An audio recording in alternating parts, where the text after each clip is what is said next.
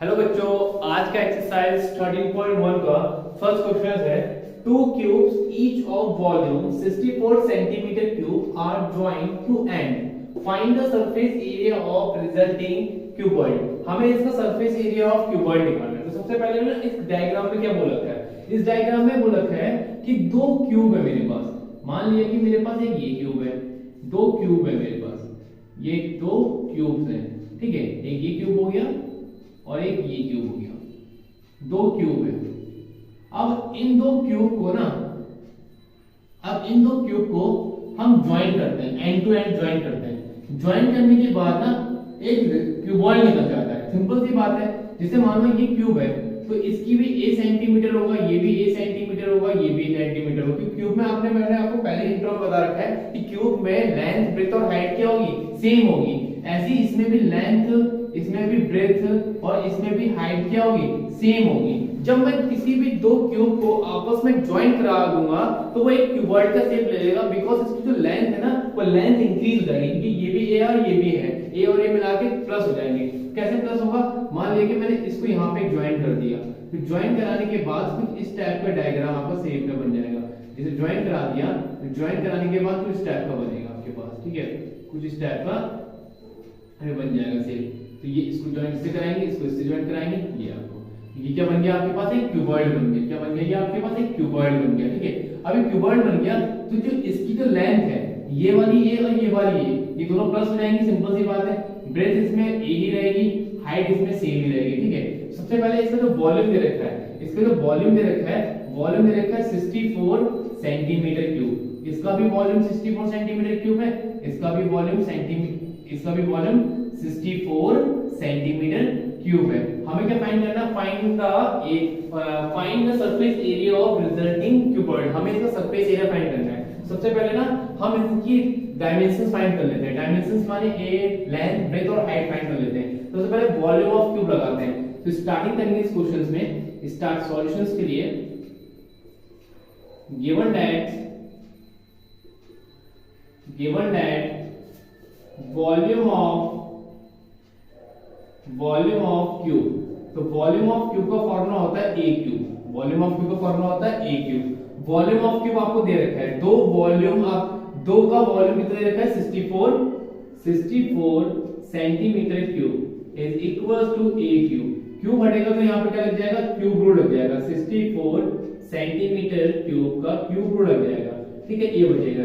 64 का cube root कितना होता है, 4 सेंटीमीटर हो जाएगा। कितना हो जाएगा, 64 का 4 सेंटीमीटर होता है। इसको क्यूब रूट निकालना नहीं आता, उसके लिए यहाँ पे देखिए, ये 64 है, 64 को मैंने प्राइम फैक्टराइजेशन से मैं किसका क्यूब रूट निकाल दूंगा।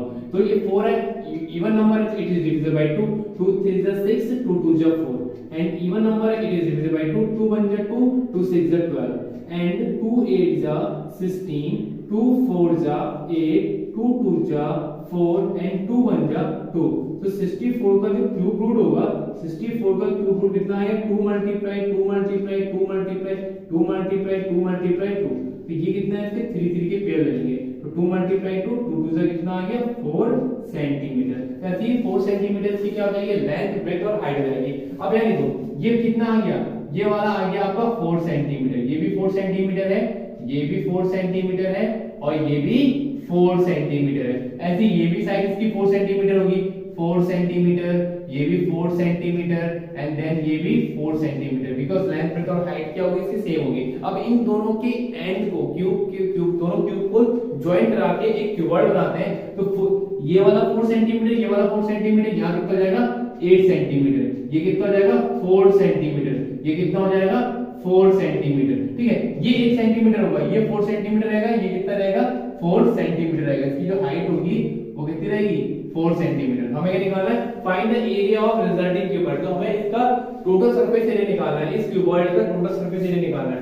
Total surface area of cuboid, total surface area of a cuboid, total surface area of cuboid का फॉर्मूला होता है 2 multiply LB plus BH plus HL and 2 multiply इसकी जो लेंथ है, यहाँ पे लिख लेंगे, length is equals to, length जो है ना, लेंथ इसकी प्लस हो जाएगी, length 4 plus 4 is equals to 8 centimetre, breadth जो है इसकी 4 सेंटीमीटर रहेगी, हाइट जो है वो भी इसकी क्या रहेगी 4 सेंटीमीटर रहेगी। तो लगा देंगे लेंथ की जगह पे 8 मल्टीप्लाई ब्रेथ की जगह पे 4, ब्रेथ की जगह पे 4 रख देंगे, हाइट की जगह पे 4 रख देंगे, हाइट की जगह पे 4 रख देंगे, लेंथ की जगह पे 8 रख देंगे। इनकी कैलकुलेशन कर देंगे 2 मल्टीप्लाई 8 4 जा 32, 32 4 4 16, 8 4 जा 32।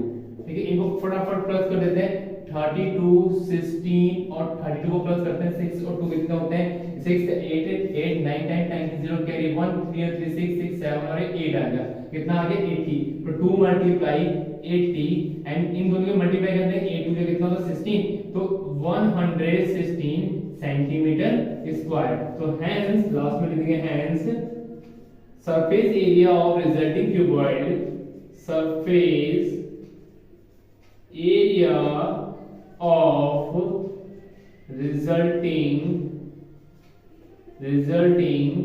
cuboid is 160 centimetre square. तो ये इसका आंसर होगा। एक्सरसाइज 13.1 का फर्स्ट क्वेश्चन कंप्लीट हो गया। अब हम नेक्स्ट क्वेश्चंस में मूव होते हैं।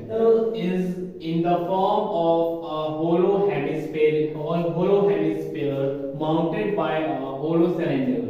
The diameter of the hemisphere is 14 centimeter and the total height of the vessel is 13 centimeter. Find the inner surface area of vessel. हमें इसका सरफेस एरिया फाइंड करना है, inner surface area of vessel. सबसे पहले क्या बोला था, a vessel is in the form of the hollow hemispherical. एक होलो हेमिस्फीयर को ले लेते हैं। ये होलो का मतलब होता है खाली, होलो का मतलब होता है यहाँ पे खाली। एक हेमिस्फेरिकल लेते हैं, एक होलो हेमिस्फेरिकल ले लिया। ठीक है, एक होलो हेमिस्फेरिकल ले लिया। अब इस क्वेश्चन में क्या बोला है, a vessel in the form of the hollow hemispherical mounted. Mounted का मतलब होता है कि कोई किसी भी ऑब्जेक्ट के ऊपर कोई चीज रखी है उसे बोलते हैं mounted. Mounted by the hollow cylindrical. अब इस पर क्या है, एक होलो सिलेंड्रिकल है, इस पर क्या है, एक होलो सिलेंड्रिकल है, इस पर एक होलो सिलेंड्रिकल है। ठीक है, अब ये होलो सिलेंड्रिकल है, इस पे क्या लगा दिया, एक होलो सिलेंड्रिकल लगा दिया। अब ये होलो क्या हो गया, सिलेंड्रिकल हो गया। The diameter of the hemisphere, तो हेमिस्फीयर की जो डायमीटर्स है, हेमिस्फीयर की डायमीटर की होगी, तो हेमिस्फेरिकल की जो डायमीटर है वो कितनी दे रखी है इसमें, 14 centimetre. 14 centimetre as the total height of the vessel. इस वेसल की जो टोटल हाइट है वो कितनी दे रखी है इसकी, 13 सेंटीमीटर। कितनी दे रखी है इसकी, 13 सेंटीमीटर।